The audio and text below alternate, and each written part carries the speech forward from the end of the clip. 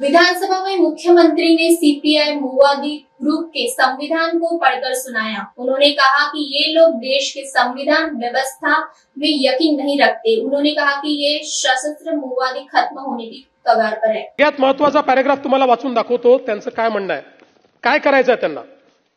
उसे party के अधिकार कर्तव्य दिले आहेत, त्यात 16 नंबरचा त्यांचा क्लॉज है कि उसे पार्टी की विचारधारात्मक और राजनीतिक आधारों की रक्षा करनी होगी तथा इसका विकास करने का प्रयास करना होगा और विभिन्न तरह के गैर सर्वहारा प्रवृत्तियों, संशोधनवादी नीतियों, संशोधनवादी प्रवृत्तियों, कार्यशैली, वाम और दक्षिण अवसरवाद, आता इतनं महत्वाचं आहे। काय त्यांना काढायचं आहे, कशाच्या विरुद्ध आहे?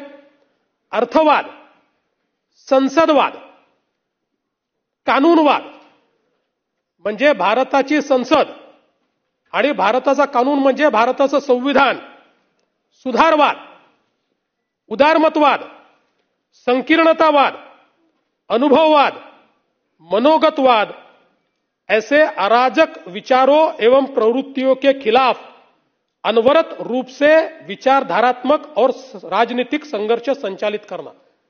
कोणाच्या विरुद्ध आहे? देशाच्या संविधानाच्या विरुद्ध, देशाच्या संसदेच्या विरुद्ध, सुधारमतवादाच्या विरुद्ध, उदारमतवादाच्या विरुद्ध, अनुभववादाच्या विरुद्ध आणि मनोगतवादाच्या विरुद्ध निरंतर युद्ध पुकारायचं, अशा प्रकारची यांची नीती आहे।